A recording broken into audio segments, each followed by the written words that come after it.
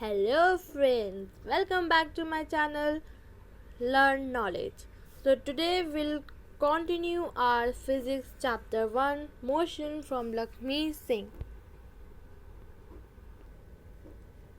So friends, मैंने पहले के चैप्टर की वीडियोस ऑलरेडी अपलोड कर दी हैं. If you haven't seen them, go to my channel, watch those videos. And friends, if you have any doubt in my channel, in my explanation, in my previous videos, please do comment. I will definitely clarify your doubt, and do comment that आपको video कैसी लगी. Your encouragement, your appreciation gives a lot of encouragement to me. Please like my video, comment in the comment section below, and don't forget to subscribe my channel. Also do press the bell icon to get the latest video updates. So let's start our today's lesson. Today we will cover the topic graphical representation of motion. Now we will represent motion in graphs.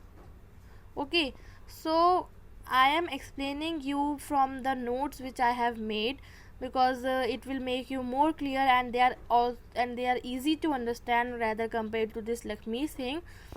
I will be providing you the PDF of both notes and the book. So but I am explaining you this topic from my notes only. So friends, graphical representation of motion is basically of two types. We can represent motion in two graphs. One is distance time graph and the other one is velocity time graph. So first we'll go through the concept of distance time graph. So friends, जब हमारी body rest पे होती है, when the body is at rest, go to case number 1. जब हमारी body rest पे होती है तो हमें बिल्कुल एक सीधी लाइन शो होती है हमारे डिस्टेंस कवर पर. बिकॉज देखिए, try to understand this graph. ये हो गया हमारा total time cover, 1 metre, 1 second, 2 second, 3 second, 4 second.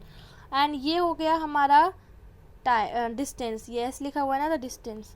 तो ये हो गया 5 मीटर, 10 मीटर. अब ये 10 मीटर से हमारी बॉडी चल तो रही, हमारी बॉडी ने हमने ये लाइन डिनोट कर रखी है. तो ये अब हम इसको रीड कैसे करेंगे? How do we read it? तो जब हमारी बॉडी, जब टाइम 1 सेकेंड था तब भी हमारी बॉडी 10 मीटर पे थी, 2 सेकेंड पे भी 10 मीटर पे, 3 second also 10 metre and 4 second also 10 metre.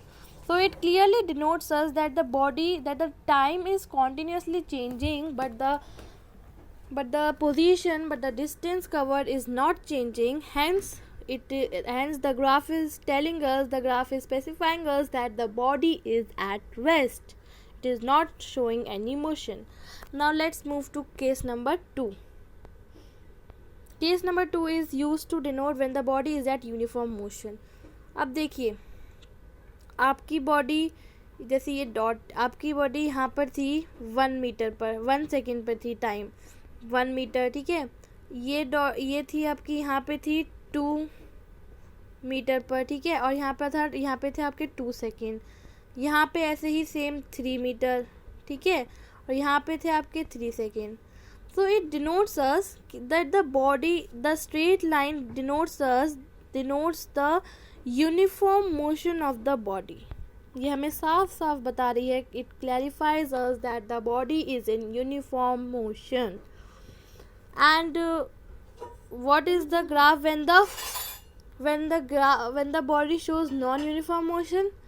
It is a curved line, as shown in case number 3. ये एक curved line होती है. Let's see, देखिए, ये मान लीजिए ये 1 मीटर था 1 सेकेंड पर, फिर ये आपका हो गया 3 मीटर 2 सेकेंड पर, ये हो गया आपका 5 मीटर 3 सेकेंड पर. So it is so the time period is same, but the distance covered is increasing, distance covered is changing non-uniformly. Hence the body is showing non-uniform motion. Now we'll discuss so अब हम अपने distance time graph से एक body की speed निकालना सीखेंगे। So friends, look at this diagram carefully. जो मैंने साइड में ड्रॉ कर रखा है, look at this carefully. सिर्फ इतने पोर्शन को देखिए, ट्रायंगल ABC को देखिए। तो जो हमारी ये स्लोप है, इस AB को हम क्या बोलते हैं, स्लोप। ये जो हमारी स्लोप है, ये हमारी स्पीड को डिफाइन कर रही है, हमारी speed of the body show कर रही है। और हमारा BC क्या है, डिस्टेंस, और AC क्या है, time. So as you already know the formula for calculating speed is distance travel upon time taken. तो अगर हमें अपने स्लोप फाइंड करना है, दैट इज AB, तो हम क्या करेंगे, डिस्टेंस ट्रैवल क्या है, BC, और टाइम टेकन क्या है, AC। सो यहाँ पे जो भी वैल्यूज होंगी आपकी, उसको पुट करके you can easily find the speed of the body using graph. So now let's come on to the velocity time graph. Now the first case is shown, that first case is of body moving with uniform velocity. Okay friends, leave this case one. Leave this case one, this is not the part of our portion. Let's come to case 3 first we'll discuss case 3 and 4, then we'll move to case number 2. तो अब हम non uniform acceleration को कैसे show करेंगे हम लोग अपने graph में। तो मैंने आपको जब हम एक्सेलरेशन पढ़ रहे थे तब भी बताया था, नॉन यूनिफॉर्म एक्सेलरेशन की स्लोप हमेशा कर्व्ड लाइन होती है। और रिटार्डेशन को कैसे शो करेंगे अब हम ग्राफ में।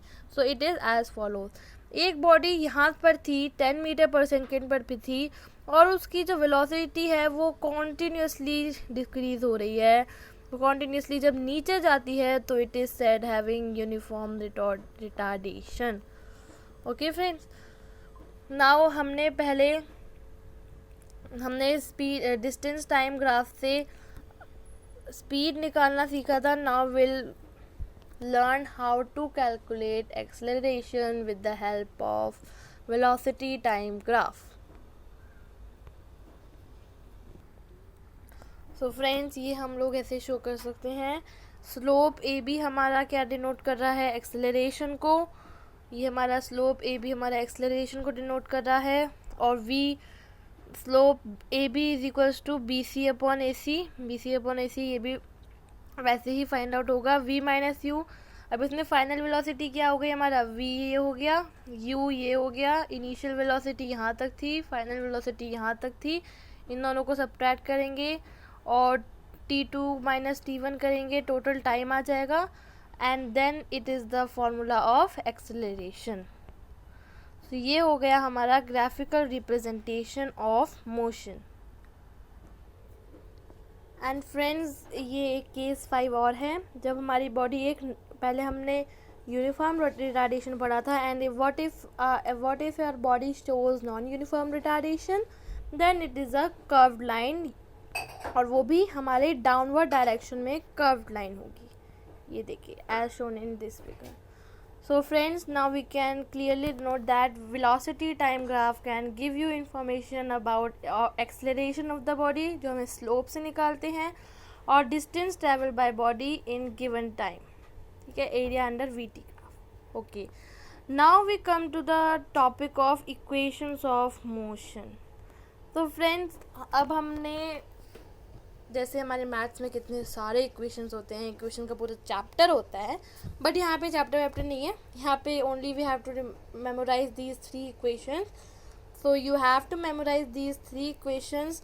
आई will explain them, I will derive them using graph and using numericals also in the next video. Okay friends, hope you understand this video very well. Thanks for watching this video, and friends, if you have any doubt, do comment.